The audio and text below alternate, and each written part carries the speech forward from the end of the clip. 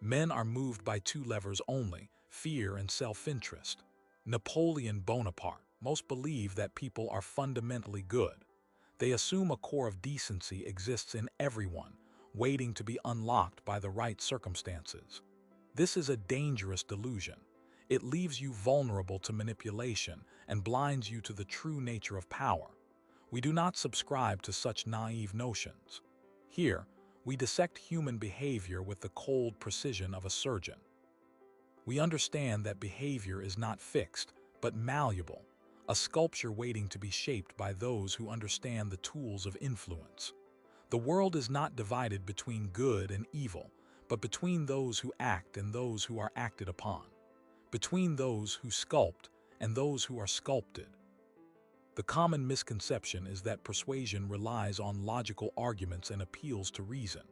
While logic has its place, it is often secondary to the underlying emotional currents that drive human action. People are far more likely to be swayed by their fears, their desires, and their deeply held biases than by any rational analysis of the facts. Recognizing this is the first step towards mastering the art of influence. It means understanding the architecture of the human psyche, the hidden levers that can be pulled to elicit predictable responses. Consider the power of scarcity. A limited-time offer, a rare artifact, a fleeting opportunity, these all exploit the human fear of missing out. It's a primal instinct, rooted in our evolutionary past, when resources were scarce and survival depended on seizing every advantage. By creating a sense of urgency, you can bypass rational thought and trigger an immediate, almost reflexive response. This is not about trickery. It's about understanding the inherent biases that shape human decision-making. The skilled strategist recognizes these biases and uses them to guide behavior towards a desired outcome. Another powerful tool is social proof. People are inherently social creatures, constantly looking to others for cues on how to behave. We are more likely to trust a product that has numerous positive reviews, to follow a leader who commands a large following, or to adopt a belief that is widely held within our social group. This tendency to conform is not necessarily a weakness. It's a survival mechanism that allows us to quickly learn from the experiences of others. However, it can also be exploited by those who understand how to manipulate social perceptions. By creating the illusion of widespread support, you can influence others to fall in line, even if they harbor doubts or reservations. But understanding these principles is not enough. Mastery requires the ability to apply them in real-world situations, to read people, and to adapt your strategies on the fly. It demands a detached perspective, a willingness to see people as they are, not as you wish them to be.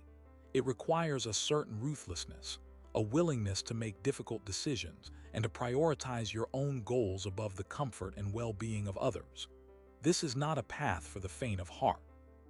It is a path for those who seek to understand the true nature of power and to wield it effectively. It is the path of the sculptor, who shapes the world according to his own vision. The art of sculpting human behavior extends beyond simple manipulation. It requires a deep understanding of the individual psyche, their desires, fears, and motivations. Each person is a unique landscape, shaped by their past experiences, their current circumstances, and their future aspirations. To effectively influence them, you must first learn to map this landscape, to identify the key features that define their decision-making processes. This involves careful observation, active listening, and a willingness to see the world from their perspective, not just your own. Empathy, in this context, is not a sign of weakness, but a strategic tool for understanding the inner workings of another person's mind.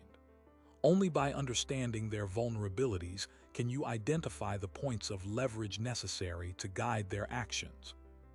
This is not about forcing them to do something against their will, but about subtly influencing their choices, presenting them with options that align with your desired outcome while still allowing them to feel as though they are in control. The master strategist understands that true power lies not in coercion, but in persuasion. Furthermore, the most effective strategies are often the ones that operate beneath the level of conscious awareness. People are often driven by subconscious biases and emotional impulses that they are not even aware of themselves. By understanding these hidden drivers, you can exert a powerful influence on their behavior without them ever realizing they are being manipulated. For example, the concept of scarcity can be used to create a sense of urgency and demand, even if the actual supply of a product or service is not limited. By framing something as rare or exclusive, you can tap into people's fear of missing out and motivate them to take action. Similarly, the principle of reciprocity suggests that people are more likely to comply with a request if they feel they owe you something in return. By doing a small favor for someone, you can create a sense of obligation that makes them more receptive to your future influence attempts. These subtle psychological techniques can be incredibly powerful when applied strategically, allowing you to shape human behavior with a level of precision that is both impressive and, to some, unsettling. The competent strategist must also be a keen observer of nonverbal communication. Body language, facial expressions, and tone of voice can often reveal more about a person's true thoughts and feelings than their words ever will. By learning to read these subtle cues, you can gain valuable insights into their emotional state and adjust your approach accordingly. For example, someone who is fidgeting or avoiding eye contact may be feeling uncomfortable or deceptive, while someone who is leaning forward and maintaining strong eye contact is likely to be engaged and interested. Paying attention to these nonverbal signals can help you to identify potential resistance, anticipate objections, and tailor your communication style to maximize your influence. This requires a high degree of emotional intelligence, the ability to recognize and understand both your own emotions and the emotions of others. Without this crucial skill, you are essentially operating in the dark, relying on guesswork and intuition rather than data-driven analysis. However, even with a deep understanding of psychology and human behavior, success is not guaranteed. The human mind is complex and unpredictable, and there will always be factors beyond your control. The key is to be adaptable, to constantly monitor the situation and adjust your strategies as needed. This requires a high degree of flexibility and a willingness to abandon tactics that are not working. Do not become attached to a particular plan or approach, but rather be prepared to pivot and improvise based on the changing circumstances. The most successful strategists are those who can think on their feet, adapt to new information, and remain calm and focused under pressure. This requires a certain level of mental toughness, the ability to withstand setbacks and maintain your resolve in the face of adversity. Remember, the path to influence is not always easy, and there will be times when you face resistance, rejection, and even outright hostility. But if you are committed to your goals and willing to persevere, you can overcome these obstacles and achieve your desired outcome. Furthermore, it is crucial to understand the ethical implications of sculpting human behavior. The power to influence others can be used for good or for evil, and it is your responsibility to use it wisely. While the principles of dark psychology and Machiavellian strategy may provide you with the tools to manipulate and control others, they do not necessarily dictate how you should use those tools. Ultimately, the choice is yours. Will you use your knowledge to exploit and deceive, or will you use it to guide and inspire? Will you prioritize your own self-interest above the well-being of others, or will you strive to create a win-win situation that benefits all parties involved? These are difficult questions, and there are no easy answers, but it is essential to grapple with them if you seek to wield power responsibly. The true master strategist understands that lasting influence is not built on manipulation and coercion, but on trust, respect, and mutual understanding. Consider the case of a CEO navigating a hostile takeover attempt. This isn't some abstract boardroom drama. This is a fight for survival, where billions of dollars and thousands of livelihoods hang in the balance. The opposing side, a ruthless hedge fund manager known for dismantling companies for short-term profit, has launched a public campaign to discredit the CEO and sway shareholders. They've leaked damaging information to the press, amplified existing grievances within the company, and spread rumors of mismanagement and impending collapse. The CEO, facing immense pressure from all sides, must act decisively, not merely to defend his position, but to safeguard the future of the company and its employees. His first instinct might be to retaliate in kind, to engage in a mudslinging contest, but that would be playing the enemy's game. Instead, he must employ a more subtle and strategic approach. He begins by identifying the key influencers, major shareholders, board members, key employees, and even influential media figures. He understands that winning their support is crucial to defeating the takeover attempt. He then tailors his message to each group, addressing their specific concerns and appealing to their individual interests. To the shareholders, he presents a compelling vision for the company's future, highlighting its long-term growth potential and the value of its brand. He demonstrates how the hedge fund's short-sighted tactics would ultimately destroy value and leave them worse off. To the board members, he emphasizes his experience and leadership, reminding them of his track record of success and his commitment to their fiduciary duty. He frames the takeover attempt as a threat to their independence and autonomy, positioning himself as the defender of the company's interests. To the key employees, he appeals to their loyalty and sense of purpose, reminding them of the importance of their work and the potential consequences of a change in ownership. He assures them that he is fighting to protect their jobs and their livelihoods, painting the hedge fund manager as a heartless corporate raider who cares only about the bottom line.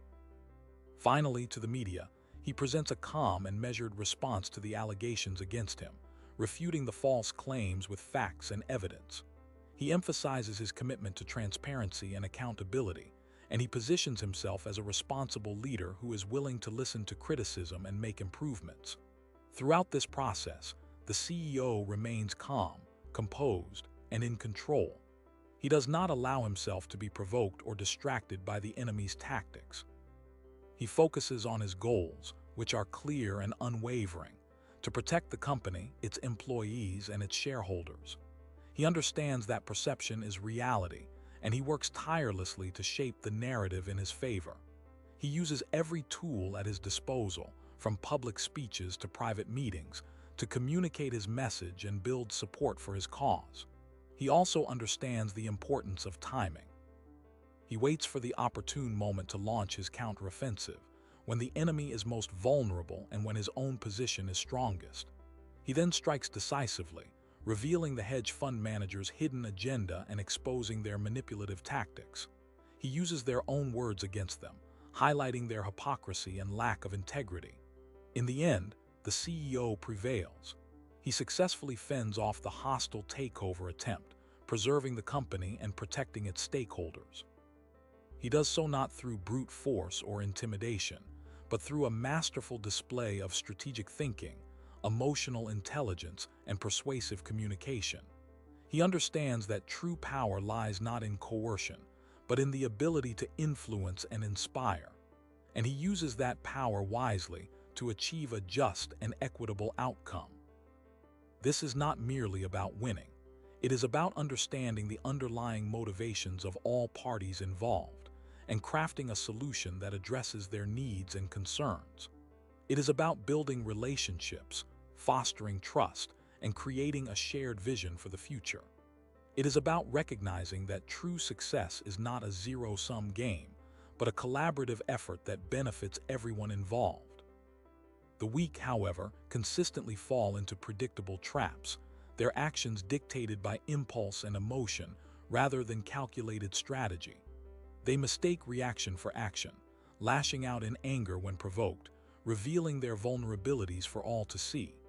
They believe that shouting louder will somehow compensate for a lack of substance, failing to grasp that true strength lies in quiet control. They are easily flattered, their judgment clouded by praise and empty promises, making them susceptible to manipulation by those with ulterior motives. They crave approval, constantly seeking validation from others, sacrificing their own autonomy in the process. They fear confrontation, avoiding difficult conversations and allowing resentment to fester, ultimately poisoning their relationships and undermining their own well-being.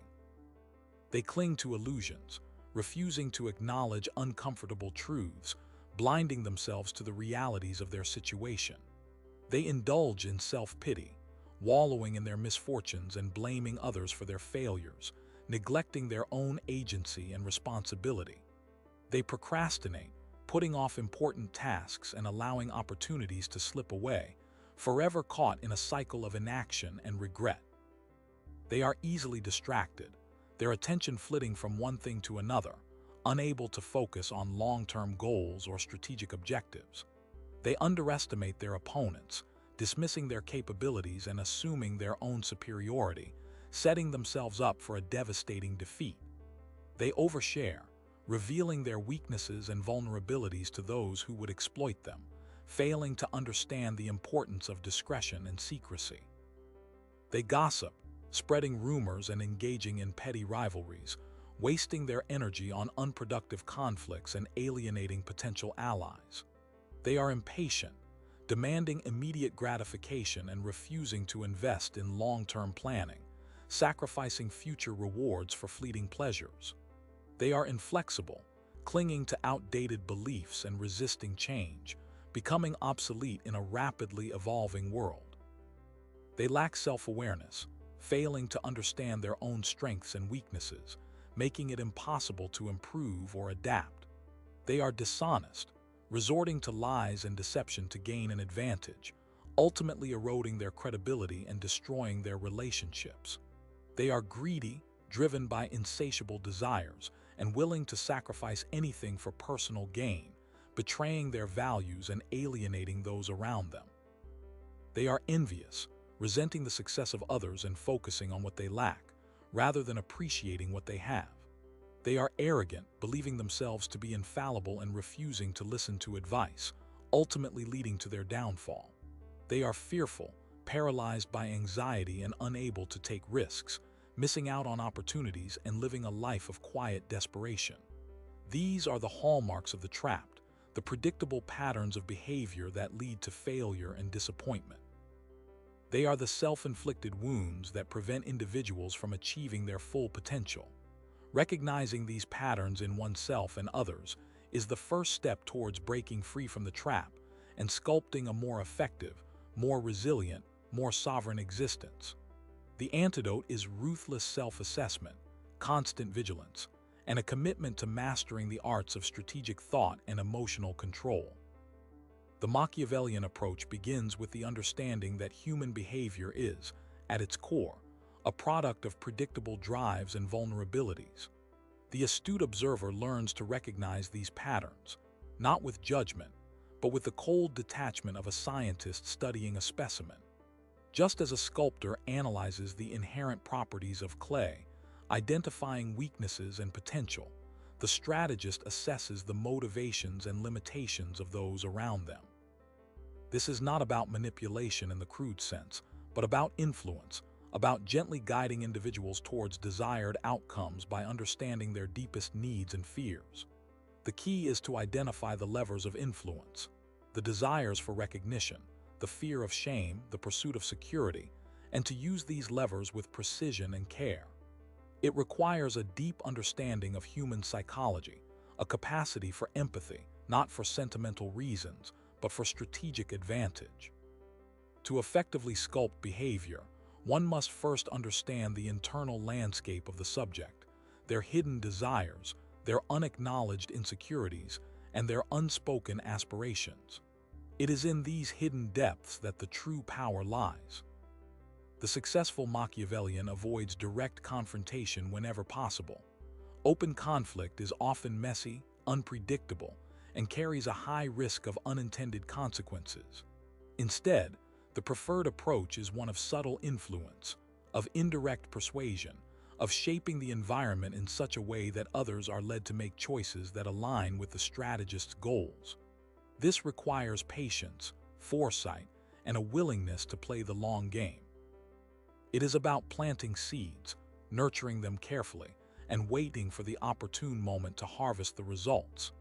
It is about understanding the power of suggestion, the art of framing information in a way that subtly influences perception, and the ability to create narratives that resonate with the deepest values and beliefs of the target audience.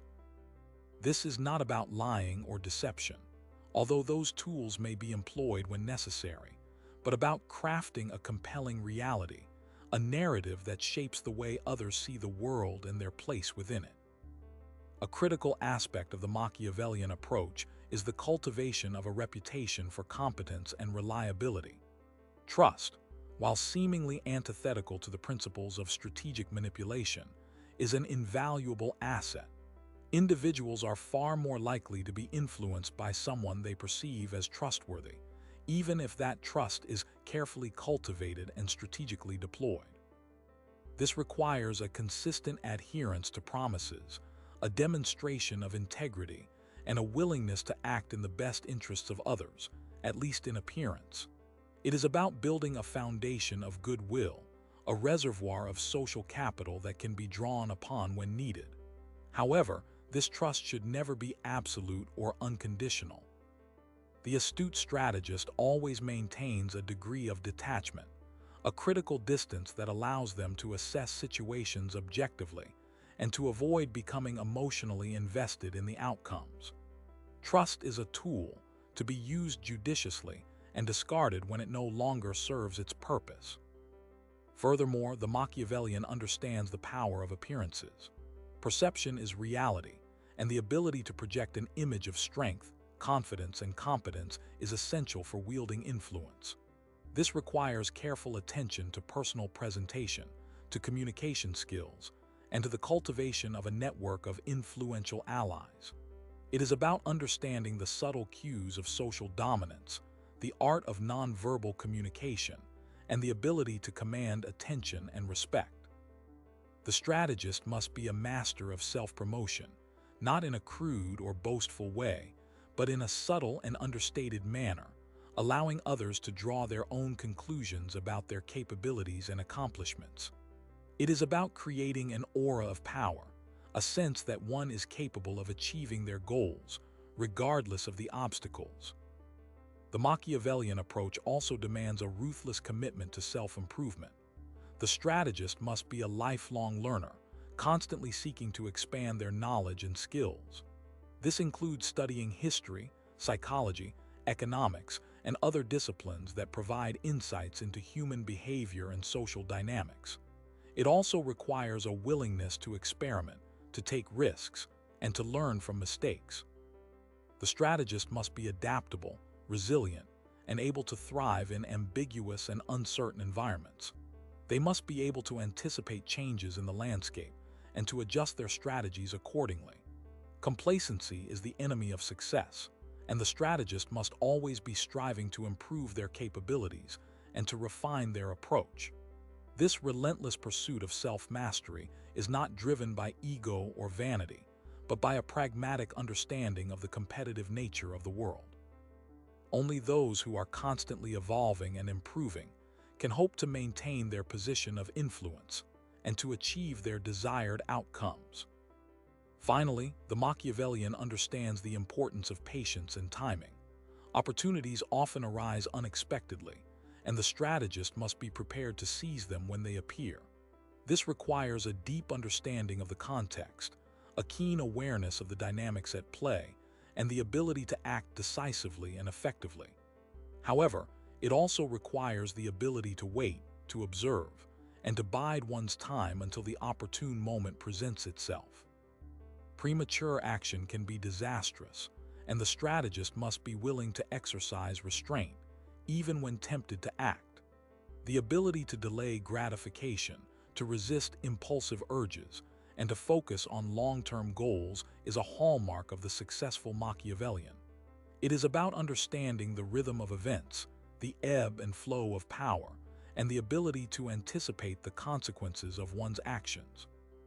The strategist is a master of timing, knowing when to strike and when to remain hidden, knowing when to speak and when to remain silent. The Roman Empire, a sprawling dominion built on military might and political acumen, provides a stark historical parallel to the individual's quest for influence.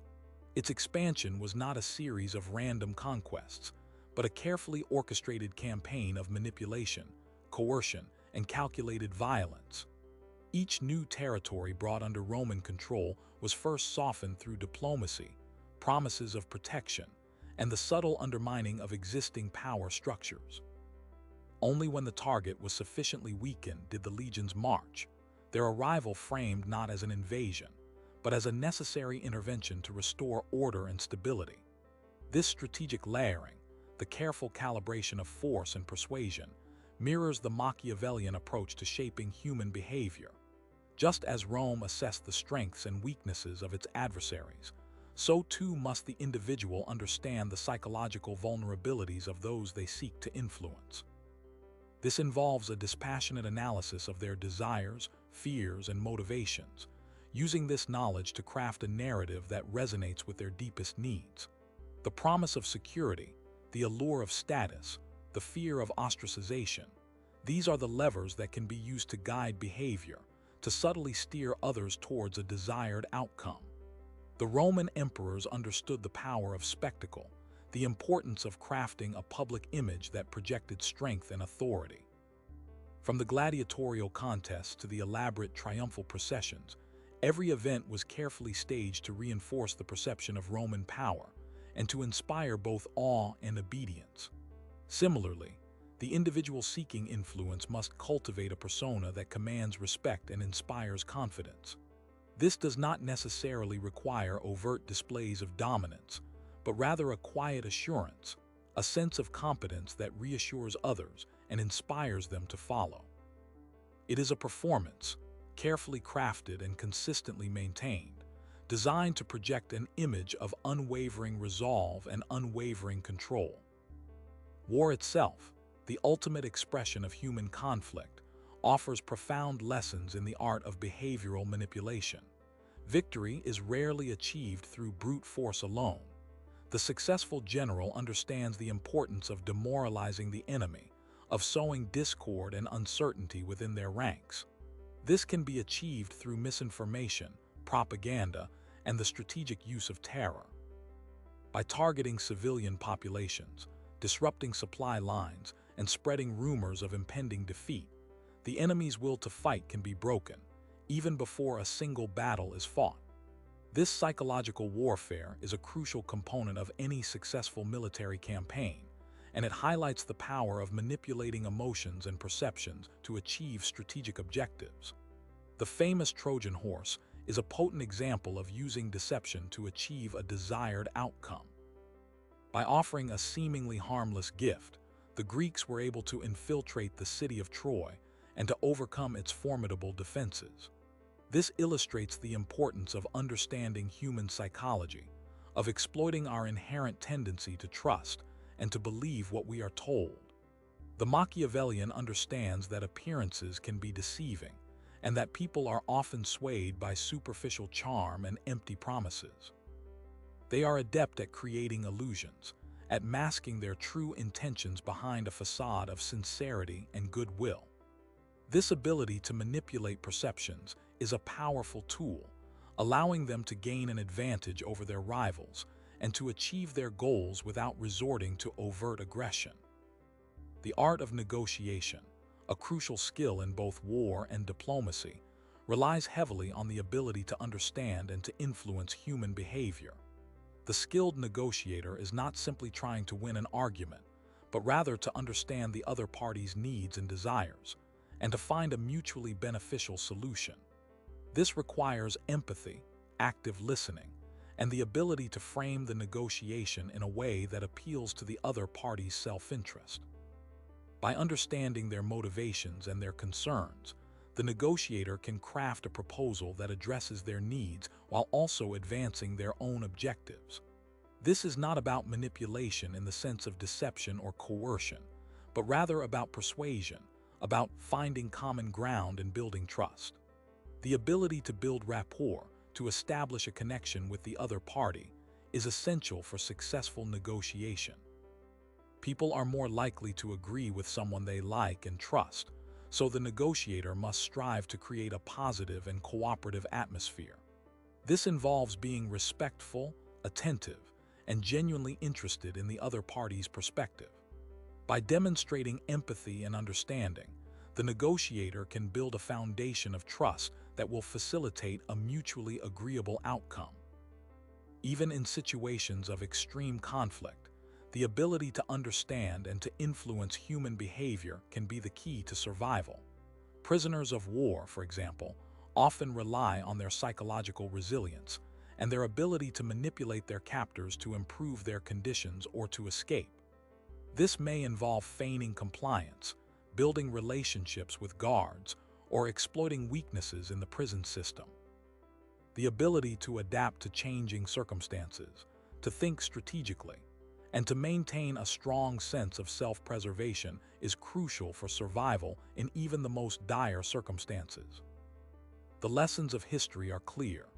Those who understand and master the art of shaping human behavior are best positioned to achieve their goals and to exert influence over their environment. This requires a dispassionate analysis of human psychology, a willingness to use both force and persuasion, and a deep understanding of the dynamics of power. It is a complex and demanding skill, but one that is essential for anyone who seeks to navigate the complexities of the human world and to achieve their desired outcomes. The human mind, at its core, is a complex network of ingrained biases and predictable responses. These inherent tendencies, often operating beneath conscious awareness, can be systematically exploited to influence decision-making. One particularly potent bias is the principle of reciprocity, the ingrained human desire to return favors. A negotiator, for instance, might offer a seemingly small concession early in the negotiation process, knowing that this gesture will create a subconscious pressure on the other party to reciprocate in kind. This initial concession, seemingly insignificant in isolation, can pave the way for securing far more substantial gains later on. The skillful manipulator understands that generosity, strategically employed, can be a powerful tool for influencing behavior. Furthermore, the human tendency to follow the crowd, known as social proof, can be leveraged to create a sense of inevitability.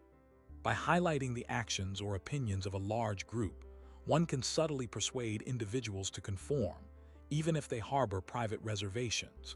This is particularly effective in situations where people are uncertain or insecure.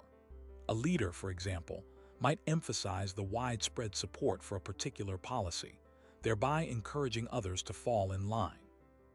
The perception of consensus, even if artificially manufactured, can be a powerful catalyst for change.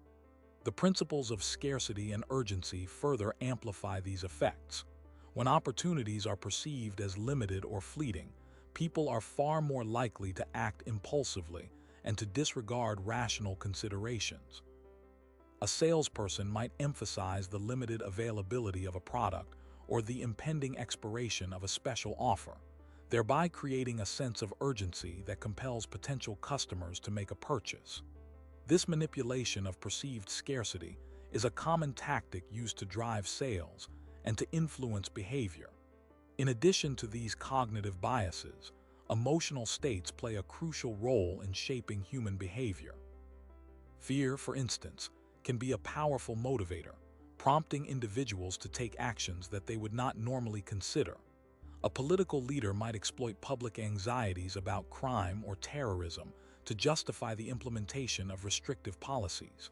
Similarly, hope can be used to inspire and to motivate people to strive towards ambitious goals. A charismatic speaker might paint a vivid picture of a better future, thereby galvanizing support for their agenda. The skillful manipulator understands the importance of appealing to the emotions, rather than relying solely on logic and reason. Beyond individual biases and emotional states, the social environment exerts a profound influence on human behavior. People are highly susceptible to the expectations and norms of their social groups. A peer group can exert immense pressure on individuals to conform to certain behaviors, even if those behaviors are detrimental to their own well-being. This is particularly evident in cases of addiction, where peer pressure can play a significant role in perpetuating harmful habits. Similarly, the culture of an organization can shape the behavior of its employees. A company that values innovation and risk-taking will likely attract and retain employees who are willing to challenge the status quo. Conversely, a company that emphasizes conformity and obedience will likely stifle creativity and innovation. The skillful leader understands the importance of shaping the social environment to promote desired behaviors.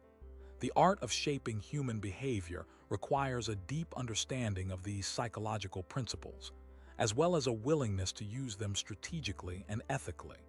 It is a complex and demanding skill, but one that is essential for anyone who seeks to lead, to persuade, or to influence others. This understanding extends into the realm of self-manipulation, the ability to consciously alter one's own thoughts, feelings, and behaviors to achieve desired outcomes. This can involve techniques such as cognitive restructuring, which involves challenging and modifying negative thought patterns, or self-discipline, which involves resisting impulses and delaying gratification.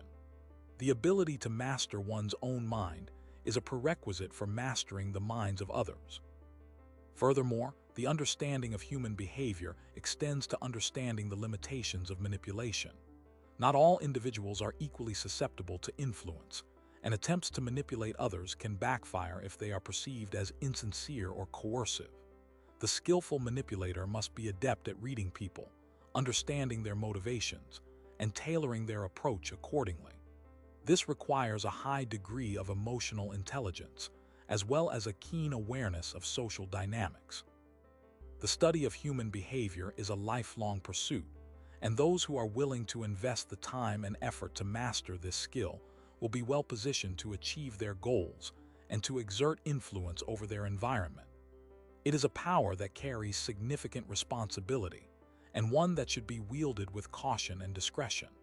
For true mastery lies not just in the ability to influence, but in the wisdom to know when and how to do so effectively. Consider the case of a seasoned negotiator in a high-stakes corporate merger. This is not a friendly collaboration, but a calculated acquisition where fortunes hang in the balance and careers are on the line. Imagine him seated across from his counterpart, the CEO of the target company, in a sterile, modern boardroom high above the city. The air crackles with unspoken tension.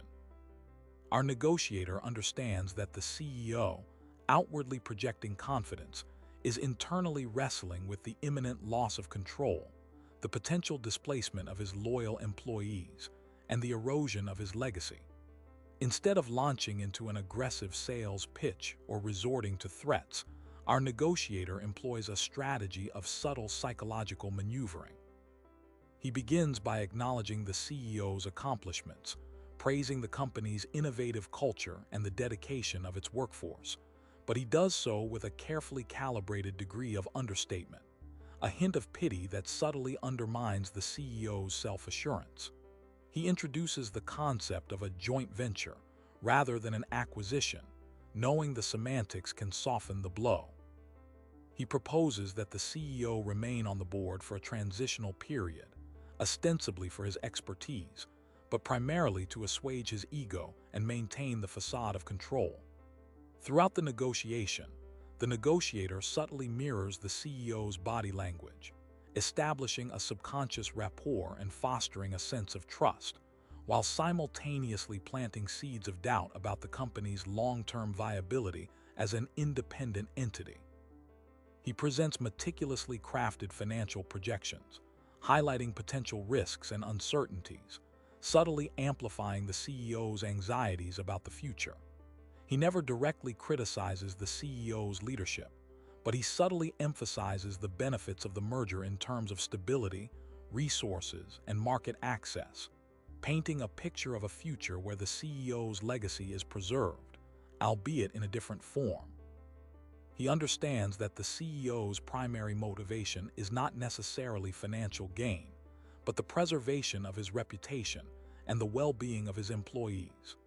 Therefore, he crafts the deal in such a way as to address these concerns, offering generous severance packages and guarantees of job security, while simultaneously securing the most favorable terms for his own company.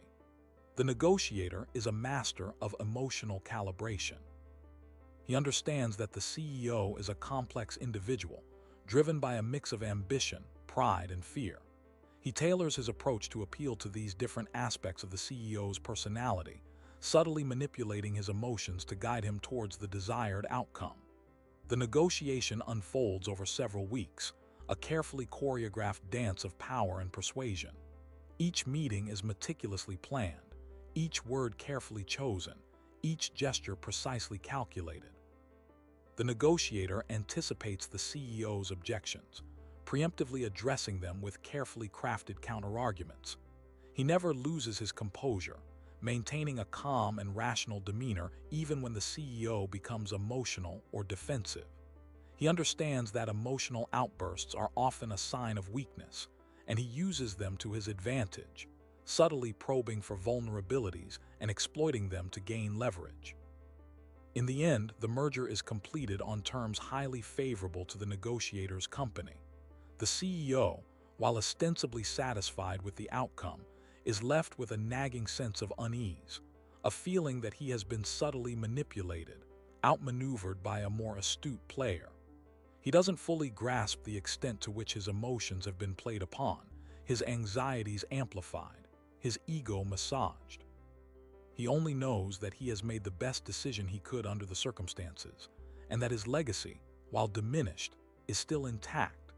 The negotiator, on the other hand, walks away with a sense of quiet satisfaction, knowing that he has successfully sculpted human behavior to achieve his desired outcome. He understands that power is not about brute force or coercion, but about the subtle art of persuasion, the ability to understand and manipulate the emotions of others. He recognizes that true mastery lies not just in winning, but in making the other person believe that they have also won, or at least that they have avoided a greater loss. This is the essence of sculpting human behavior, the ability to mold and shape the actions of others through a deep understanding of their motivations, their fears, and their desires. This is a skill that can be honed and refined over time, through careful observation, strategic thinking, and a willingness to engage in psychological warfare. And it is a skill that can be used to achieve almost any goal, whether it be in business, politics, or personal relationships. But it is also a skill that carries a heavy responsibility, for the power to manipulate others can be easily abused.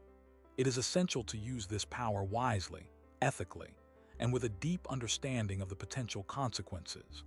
For the true measure of a person's character is not just their ability to influence others, but their willingness to use that influence for good. The sculptor does not force the clay, he coaxes it. He feels the resistance, anticipates the fissures, and guides the material toward its intended form with practiced patience. To attempt brute force is to invite collapse, to shatter the potential before it can be realized. Human behavior is no different. Every individual possesses a unique composition, a blend of experiences, desires, and fears that determine their response to external pressures. The competent operator understands this intrinsic complexity. He does not issue commands or threats, for these often trigger defiance or resentment. Instead, he identifies the underlying motivations, the unspoken needs that drive a person's actions. He presents a pathway that appears to lead directly to the fulfillment of those needs, subtly aligning his own objectives with the other's perceived self-interest. This is not deception in the crude sense. It is the art of framing, of highlighting certain aspects of reality while obscuring others, of creating an illusion of mutual benefit that encourages willing cooperation. The master manipulator understands that people are fundamentally driven by emotion, not logic. While they may construct elaborate rationalizations for their behavior, the true impetus lies in their desires, their fears, their hopes, and their insecurities. These are the levers that can be manipulated, the vulnerabilities that can be exploited. But this requires a keen eye for detail, an ability to read subtle cues, to decipher the unspoken language of body language and tone of voice. It also requires a degree of detachment, a willingness to set aside one's own emotions in order to objectively analyze the situation and identify the most effective course of action. Sentimentality is a liability in this arena, a weakness that can be exploited by a more ruthless opponent. True mastery lies in the ability to remain calm and composed, even in the face of intense pressure, to maintain a clear and focused mind while others are succumbing to panic or fear. The world is a chessboard, and human beings are the pieces. Each piece has its own unique set of capabilities and limitations, and the skilled player understands how to maneuver them to achieve his desired outcome. But the chessboard is not a static entity. It is constantly evolving, with new pieces entering the game and old pieces being removed. The competent operator must be adaptable and resourceful, constantly reassessing the situation and adjusting his strategy as needed. He must also be patient, willing to wait for the opportune moment to strike, to bide his time until the other player makes a mistake. The ability to delay gratification is a crucial asset in this game, as is the willingness to sacrifice short-term gains for long-term objectives.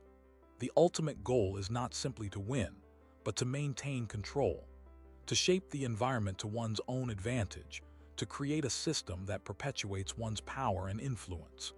This requires a deep understanding of human psychology, an ability to anticipate the actions of others and to react accordingly.